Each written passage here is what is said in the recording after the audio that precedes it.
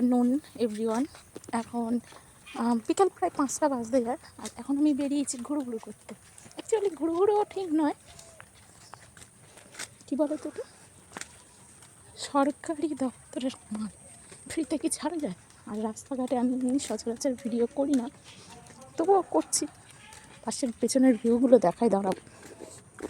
পেছনের ভিউগুলো, এই দিকটা মানে অনেকটা জঙ্গলের দিক, তো গাছপালা ভর্তি। দেখো না রাস্তা, ফ্রি রেশন আর ফ্রি দীঘা।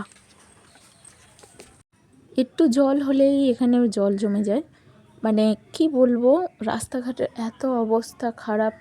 আর সব থেকে পাইপ লাইন যখন দিয়েছে, তো তারপর থেকে আর যেটুকুনি ভালো ছিল রাস্তাগুলো আর মোটে ভালো নেই।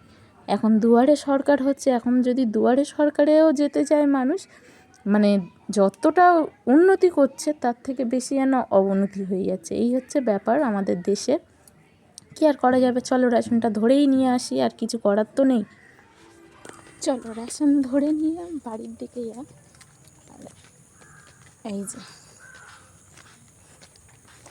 যা চালের ছিঁড়ি আর চাটা ছিঁড়ি, রান্না করলে কেউ মুখে দেবে না। চলো বাড়ি গিয়ে কথা হয়।